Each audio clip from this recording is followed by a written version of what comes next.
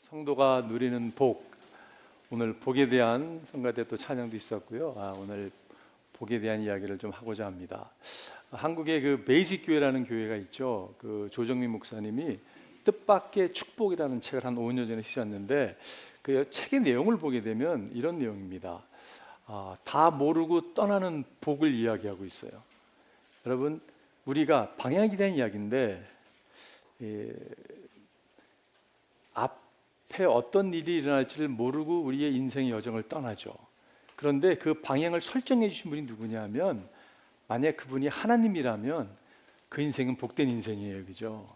아브라함을 예를 들면서 아브라함에게 하나님께서 그를 부르시고 그에게 갈 길을 제시해 주시죠.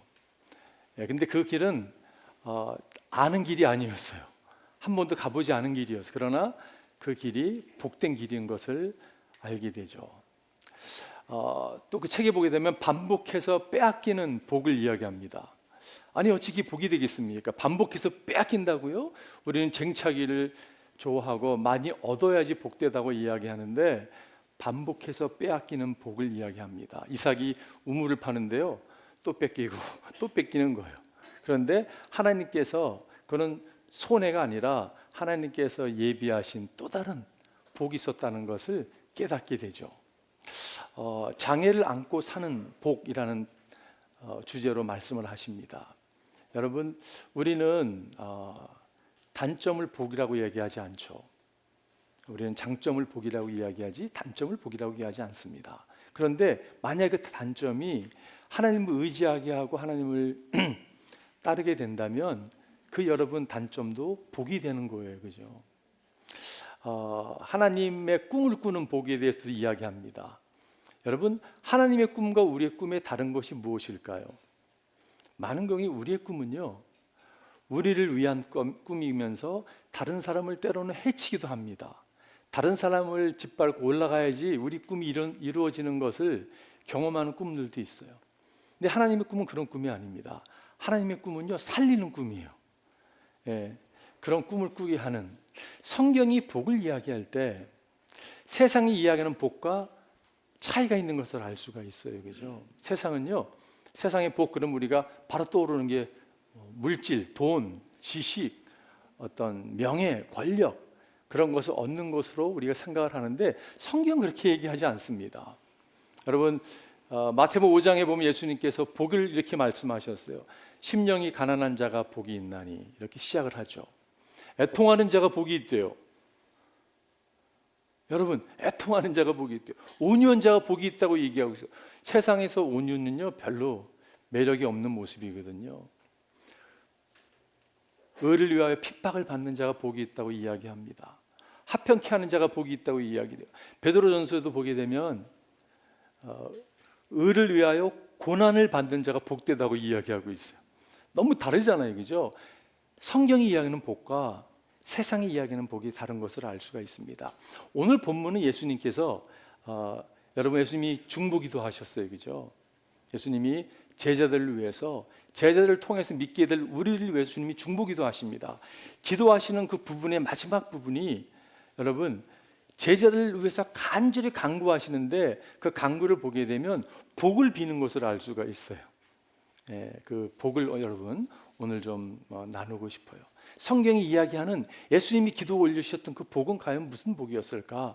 그거를 여러분과 제가 오늘 말씀 가운데 주의 음성이 들리기를 바랍니다. 첫 번째 복은요, 천국의 영광을 주님과 함께 보는 복이에요. 이 복은 어떤 복이냐면요, 천국에 대한 복입니다. 뭐 이 땅에서 복을 누리는 게 중요하지 뭐 천국 가서 뭐 이렇게 생각하는 분 계실지 모르겠어요. 천국에 대한 복인데 그 복이 이 땅에서 시작되는 것을 우리는 또는 알 수 있죠. 오늘 24절에 보니까 이렇게 시작합니다. 아버지께서 내게 주신 사람들도 내가 있는 곳에 나와 함께 있게 하여 주시고 창세 전부터 아버지께서 나를 사랑하셔서 내게 주신 내 영광을 그들도 보게 하여 주십시오. 여기서 보면 아버지께서 내게 주신 사람들도 내가 있는 곳에, 여러분, 예수님이 머무는 그 천국에 어떻게 갈 수 있다고 성경은 얘기하고 있죠? 예수를 통해서 갈 수 있는 건데 아버지께서 예수님께 주신 사람만 갈 수 있는 거예요. 그렇죠? 아버지께서 예수님께 주신 사람만 천국 갈 수 있는 거예요. 그렇다면 여러분은 천국 시민이 되셨습니까? 어떻게 알 수 있으세요? 여러분을 하나님께서 예수님께 주셨다는 확신이 어디 있으세요? 때로는 주신 것 같기도 했다가 아닌 것 같기도 했다가 그런 혼돈이 찾아오십니까? 주님께서 요한복음 6장 이렇게 말씀하신 적이 있어요. 예수께서 또 말씀하셨다. 그러므로 내가 너희에게 이르기를 아버지께서 허락하여 주신 사람이 아니고는 아무도 나에게로 올 수 없다고 말하는 것이다. 여러분과 제가 예수님을 믿고 의지해서 하나님께 나아갔다면, 예수를 믿고 의지 하나님께 나아갔다면 어떻게 됐어요? 하나님께서 예수님께 붙여준 영혼이라는 것이에요. 여러분 확신하십시오. 여러분과 제가 주를 믿고 의지해서 하나님께 나와왔어요. 그렇다면 여러분은 천국의 시민이십니다. 그거를 여러분 놓치지 않았으면 좋겠어요. 24절 다시 보게 되면 내가 있는 곳에 나와 함께 있게 하여 주시고 내게 주신 영광을 그들도 보게 하여 주십시오. 천국은요 어떤 곳이냐면 예수님이 있는 곳에 함께하는 곳이 천국이에요. 천국에서 하나님의 영광을 보는 게 천국이에요. 여러분 천국 그러면 우리가 생각하기를 천국 가면 부활의 영광스러운 몸을 입을 거야. 기대가 되지 않습니까 여러분? 저는 기대가 돼요. 영광스러운 몸, 부활의 몸을 입을 것입니다.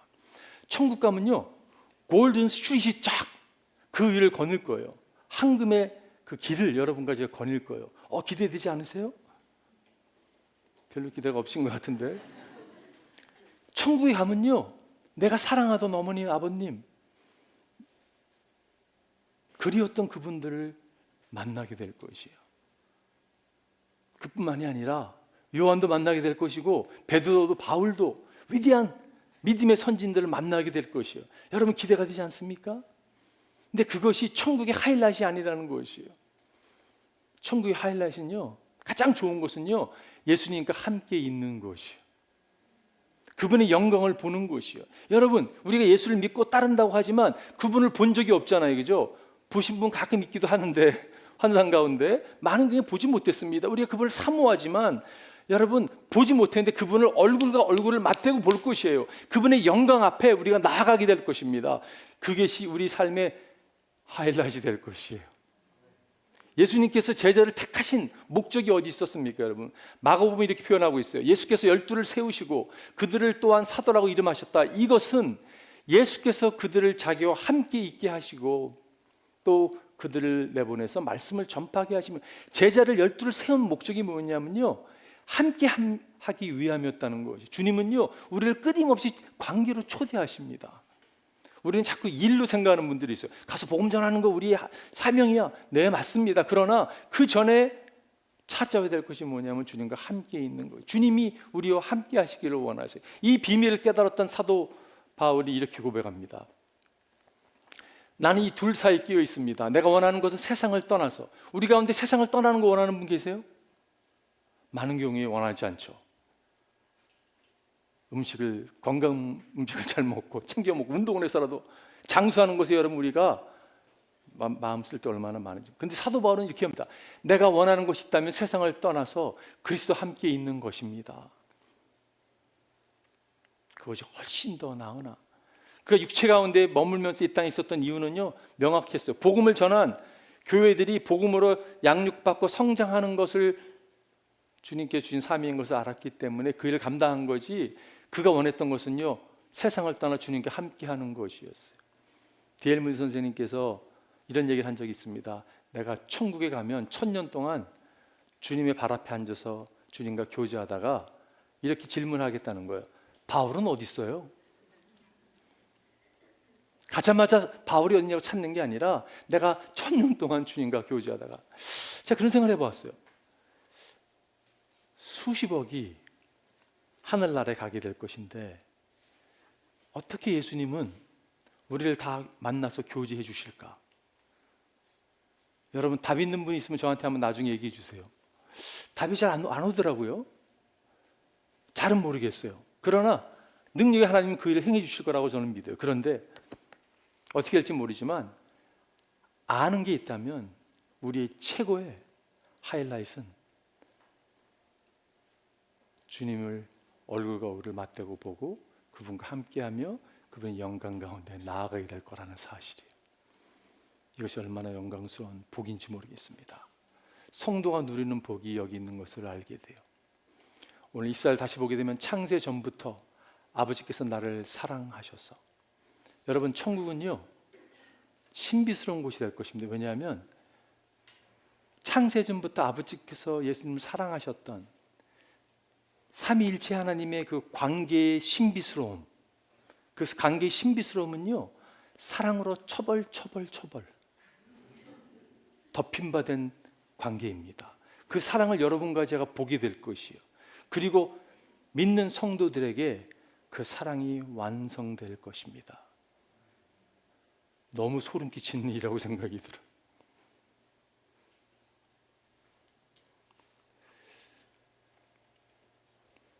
요한복음 13장은 예수님의 다락방 강해가 시작하는 장입니다.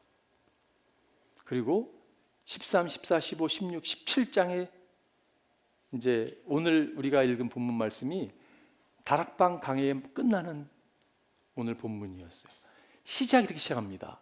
유월절 전에 예수께서는 자기가 이 세상을 떠나서 아버지께로 가야 할 때가 된 것을 아시고 세상에 있는 자기의 사람들을 사랑하시되 끝까지 사랑하셨다로 시작이 돼요. 그리고 오늘 다락방 강해는 사랑으로 끝내는 것을 볼 수가 있습니다. 천국은 그런 곳이에요. 사랑으로 충만한 곳입니다. 그것이 여러분과 제가 누리는 복이에요. 자, 두 번째 복은요, 예수님을 모신 그 순간부터 시작됩니다. 이 복은 예수님을 모신 곳에서 시작되는데, 예수님을 모시면 어떤 일이 일어나는가? 여러분과 제가 어둠의 자식이었던 우리가 예수님을 통해서 빛 대신 거룩하신 하나님을 발견한 바 되는 것이, 하나님을 알아보게 되는 것이, 이게 복입니다. 여러분, 오늘 25절 이렇게 하고, 의로우신 아버지, 세상은 아버지를 알지 못하였으나 나는 아버지를 알았으며 이 사람들도 아버지께서 나를 보내신 것을 알고 있습니다. 나는 이미 그들에게 아버지의 이름을 알렸으며 앞으로도 알리겠습니다. 여러분, 이 안다는 표현 몇 번 나오죠? 여러 번 나와요, 그죠? 5번, 6번 나오는 걸 알 수가 있어요. 하나님을 알아가는 것, 이게 여러분 복이에요. 그 제이 패커라는 분이 계세요. 그분이 Knowing God이라는 책을 썼는데 신학교 들어가면 이제 첫 학기에 많이 읽었던 기억이 납니다. 그리고 이 책을 많이 추천하시죠, 교수님들이. 모든 기독교인이 참 읽으면 좋겠다라는 책입니다. 그 책의 서론에 보게 되면 찰스 스펄전 목사님의 설교를 인용하면서 나오는 이런 글이 있어요. 이런 좀 짧지 않지만 제가 읽어드릴게요. 하나님의 자녀에게 있어 가장 높은 학문, 가장 고상한 사색, 가장 강력한 철학은 하나님을 아버지로 부를 수 있는 그분의 이름, 본성, 인격, 사역, 행위, 존재입니다. 하나님의 신성을 묵상하는 것은 마음을 매우 향상시킵니다. 그것은 너무나 방대하여 우리의 모든 생각이 그 엄청난 크기 속에서 길을 잃게 됩니다. 너무나 깊어서 우리의 교만이 그 무한함 속에서 물에 잠깁니다. 이 주된 학문에 도달하면 우리의 측정줄이 그 깊이를 측정할 수 없음을 발견하고 헛된 사람이 현명하려 한다는 생각과 함께 돌아섭니다. 엄숙한 외침과 함께 나는 어제의 사람이니 아무것도 모른다고 말합니다. 하나님에 대한 생각보다 마음을 겸손하게 하는 묵상의 주제는 없습니다. 우리가 하나님을 아는 만큼 그분을 신뢰하게 되고요, 하나님을 알면요 우리는 교만할 수가 없어요. 여러분 주위에 교만한 사람 보이세요? 하나님을 모르기 때문에 교만할 수 있어요. 하나님을 알면요 교만할 수가 없습니다. 하나님을 알면요 이렇게 넓어져요, 사람이요. 그리고 하나님은 우리의 상처와 슬픔을 아시는 분이세요. 하나님은 크신 분이잖아요, 그죠? 큰 사람들이요 디테일이 약합니다, 여러분. 큰 일꾼들 뭐 이렇게 저 사람 저 큰 일꾼이야, 그런 사람 보면요 디테일이 약해요. 하나님은요 크신 분인데 디테일에 강하세요. 여러분의 눈물, 슬픔 너무 잘 알고 계세요. 우리 가운데 슬픔 가운데 빠지신 분 계십니까? 무엇인가를 잃어버리고 손상해서 무엇인가 깨어져서 슬픔 가운데 빠진 분 계세요? 하나님을 깊게 묵상하십시오. 답은요 하나님의 넓은 바다에 빠져 들어가는 것이요, 무한한 바다 가운데 텀벙 빠져 들어가는 거예요.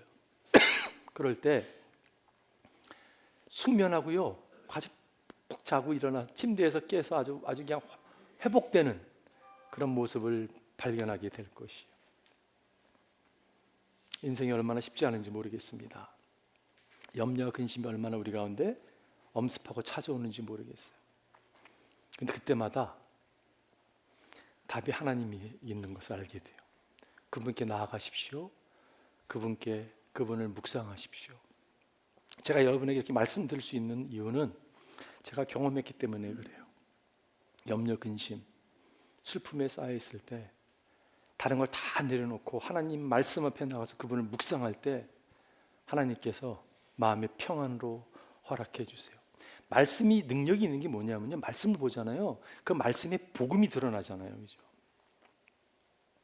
복음은 여러분과 저를 자유케 합니다. 소망을 갖게 해요. 그렇기 때문에 여러분 이게 얼마나 복된 것인지 모르겠어요. 그 찬양 가운데 There is none like you, no one else can touch my heart like you do, 이런 찬양이 있죠. There is none like you, no one else can touch my heart like you do. 여러분 우리의 마음을 만지시는 분은 하나님밖에 없어요. 어디서 딴 데서 여러분 찾지 마십시오. 답이 없습니다. 우리의 마음을 타치하실 수 있는 분은 하나님이세요. 그분께 여러분과 제가 나아가는 것이에요. 오늘 예수님께서 중보 기도를 시작하시면서 17장에 시작하시면서 이렇게 말씀해요. 영생은 오직 한 분이신 참 하나님을 알고 또 아버지께서 보내신 예수 그리스도를 아는 것이에요. 여러분 영생이 뭐냐고요? 하나님을 아는 거고요, 예수님을 아는 것이에요. 근데 여러분 어떻게 하나님을 우리가 알 수가 있습니까? 우리 힘으로 알 수 있을까요? 여러분 우리가 알 수가 없어요. 왜냐하면요 자연에 속한 사람은, 우리가 과거에 자연에 속한 사람인데 하나님의 영에 속한 일을 받아들이지 아니합니다. 우리는요 꿈도 안 꾸는 사람들이었어요. 거절하고 받아들이지 않는 사람이에요. 그런 사람에게는 이런 일들이 어리석은 일이며 그런 일들을 이해할 수 없습니다. 전혀 이해할 수 없습니다. 이런 일들을 영적으로만 분별되기 때문입니다.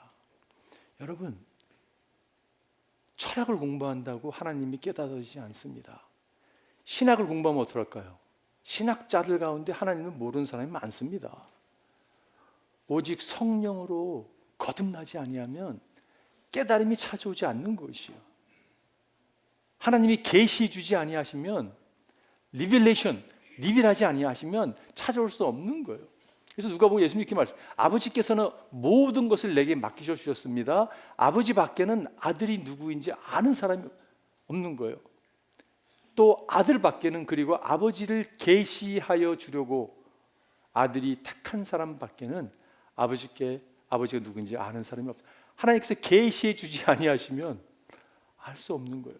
근데 여러분과 제가 이 가운데 앉아 있다는 말은요, 하나님이 계시해 주셔가지고 우리가 주님의 복음을 접하고 믿게 된 거잖아요, 그죠?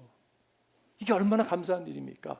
그 계시해 주신 그 하나님 알게 된 사실을 붙들고 계속 성장해 나가야 되는 거예요. 계속 알아가야 되는 거예요. 여러분 말씀 가운데 계속 알아가야 되는 거예요.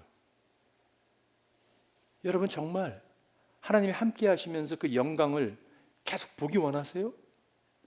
그러려면요 말씀 가운데 오늘 우리가 그분을 인조해야 돼요. 그렇지 않으면요 천국이 우리에게 임할 수 없습니다. 사실 너무 생소한 거예요. 이 땅에서 주님과 함께 그 관계를 유지하다가 그것이 계속 이어져야죠.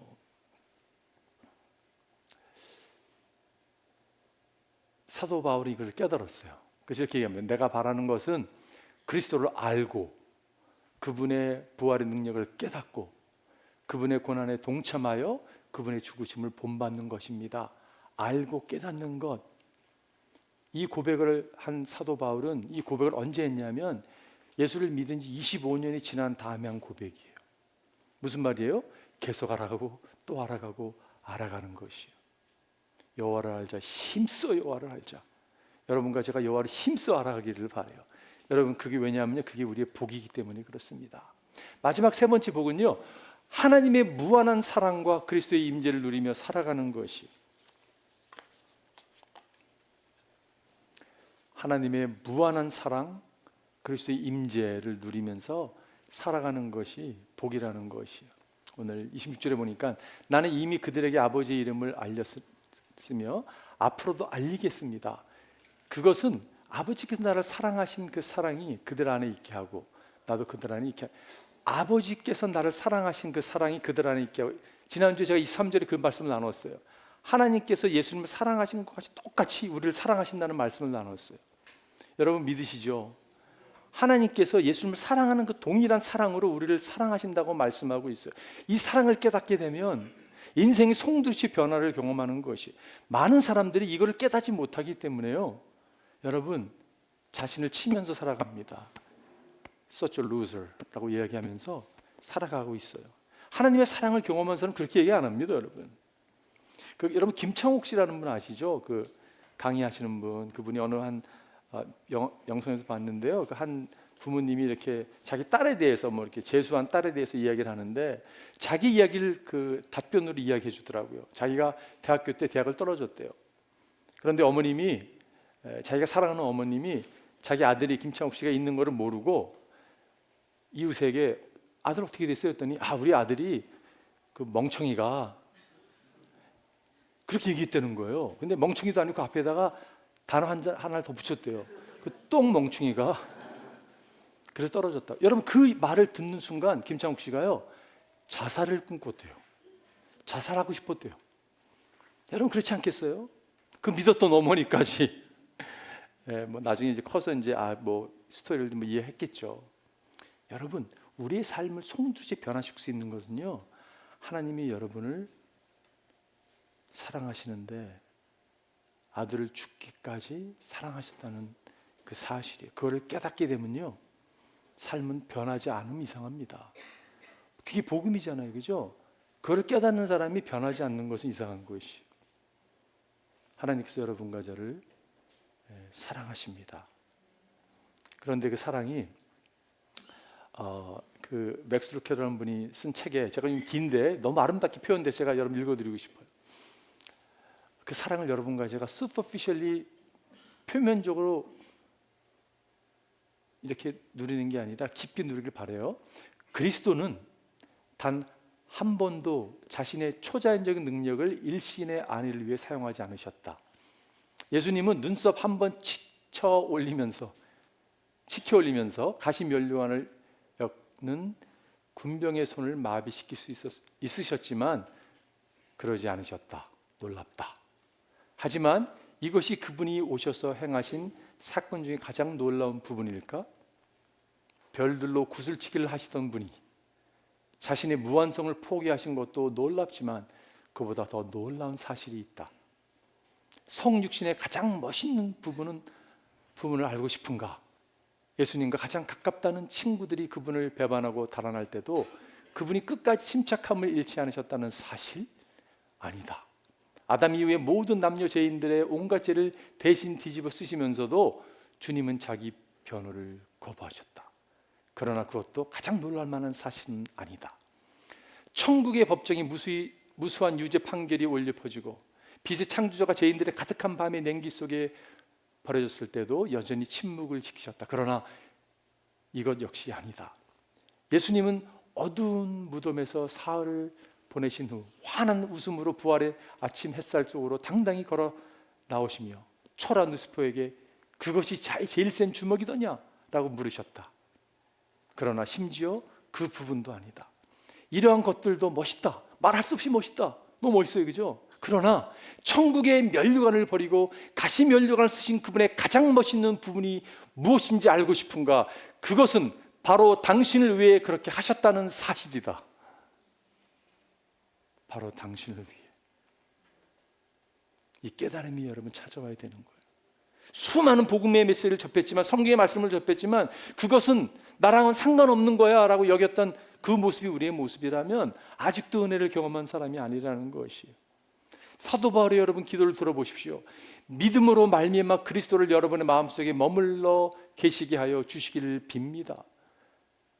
여러분이 사랑 속에 뿌리를 박고 털을 잡아서, 그리스도의 사랑으로 뿌리를 박고 털을 잡아서 모든 성도와 함께 여러분이 그리스도의 사랑의 너비와 길이와 높이와 깊이가 어떠한지를 깨달을 수 있게 되고, 여러분, 이게 사도 바울의 기도였어요. 사랑의 너비와 깊이와 높이를 깨닫게 되고 지식을 초월하는 그리스도의 사랑을 알게 되기를 빕니다. 그리하여 하나님의 온갖 충만함으로 여러분의 충만이 여기기를 바랍니다. 무엇을 강구했어요, 여러분? 사랑이에요, 사랑. 종교가 아니에요. 우리를 종교적인 사람으로 만들기 위해서 사도 바울이 기도한 게 아니라 하나님의 사랑의 너비와 깊이와 높이를 깨닫게 하기 위해서 하신 것을 알 수가 있어요. 여러분과 제 사랑이 슈퍼피셜하지 않았으면 좋겠어요. 저도 신앙생활을 하면서 목사인 제 모습 가운데 wait a minute, 이거는 퍼포먼을 하는 슈퍼피셜한 신앙이야. 이건 종교야. 그걸 깨트릴 때가 한두 번이 아니에요. 나도 모르게 주님 우리도 끊임없이 관계로 초대하죠. 사랑으로 초대하십니다. 사랑으로 여러분과 제가 나아가기를 바라요. 이렇게 사랑에 대한 이야기를 하면 그런 분들이 계세요.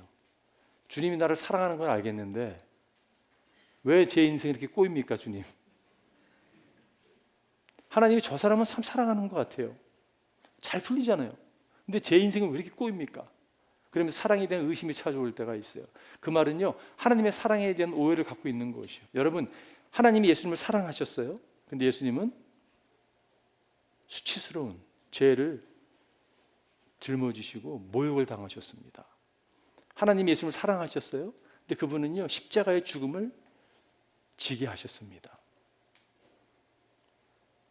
우리가 예수 믿는다고 만사형통 그거와 여러분 거리가 멀어요. 예수를 믿으면요, 어려움을 당할 수 있습니다. 환난을 당할 수 있습니다. 헐벗음을 당할 수도 있고요, 심하면 순교까지 당할 수 있어요. 왜냐하면 믿음의 사람들이 그런 삶을 살았기 때문에. 그런데 한 가지 확실한 것은 그 어떤 것도 환난과 핍박과 공고와 헐벗음과 순교까지도 여러분과 저를 향하신 그리스도 안에 있는 하나님의 사랑에서 끊을 것이 아무것도 없다는 것이에요. 그 어떤 것도 여러분과 저를 향하신 그리스도 안에 있는 사랑에서, 하나님의 사랑에서 끊을 게 없어요. 그게 차이예요.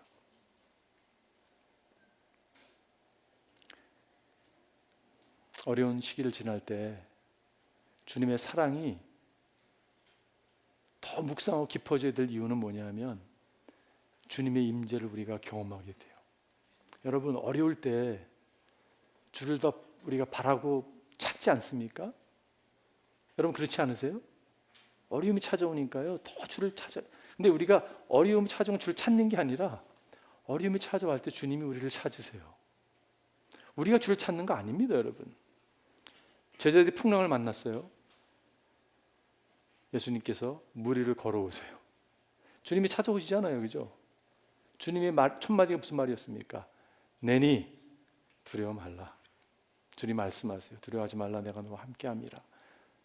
사랑하셔서 놀라지 말라. 나는 하나님 됨이라. 우리와 함께하시는 주를 우리가 경험하게 되는 거예요. 하나님의 임재. 그게 얼마나 복인지 모르겠어요. 하나님의 임재. 여러분과 제가 우리 삶을 주셨다면 주님은 한 번도 떠난 적이 없고 늘 우리와 동행하세요. 함께하세요. 여러분, 리빙스톤이 한 분 아시죠? 데이빗 리빙스톤이 아프리카에 엄청난 업적을 남긴 선교사였습니다. 그가 한 대학교에서 명예박사를 주겠다고 해서 그가 가게 됐어요. 그의 몰골이 말이 아니었습니다. 선교지에서 고생했던 그 모습, 앙상한 갈비뼈와 팔 하나가 사자한테 물뜯겨가지고 헐렁헐렁한 가운데 참석했는데 그가 그 유명한 연설이 있죠. 그 학교에서 이렇게 표현했어요. 제가 선교 사역을 어려운 가운데 감당할 수 있었던 것은 예수님의 말씀 때문이었습니다. 볼지어다 내가 세상 끝날까지 항상 너희 함께 있으리라. 이 말씀의 모든 것을 걸었고 결코 실패하지 않았습니다. 주님이 여러분과 저와 함께 하세요. 이렇게 말씀을 드렸음에도 불구하고 여러분 마음 가운데 하나님의 사랑이 차갑게 느껴지는 분 계실 수 있어요. 왜 그럴까요? 여러분, 하나님의 사랑이요 뜨겁게 안 느껴지는 거예요. 하나님은 멀리 있는 분처럼 느껴지고 있어요. 혹시 여러분 그런 분이라면 제가 이 말씀을 여러분 드리고 싶어요. 너희는 만날 수 있을 때에 주님을 찾아라.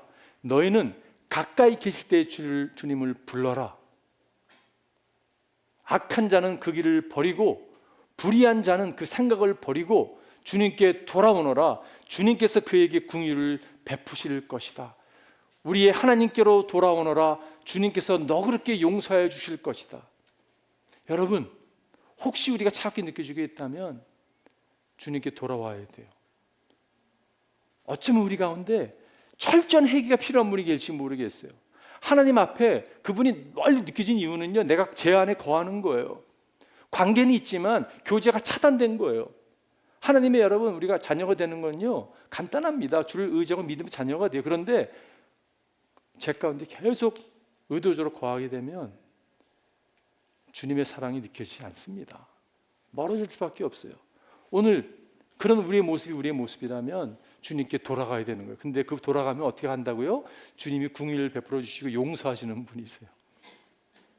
그런 은혜가 여러분과 저에게 있기를 바라요. 오늘 결론 내리면서 여러분, 제가 그 교리문답을 하나 질문하고 여러분 답했으면 좋겠어요.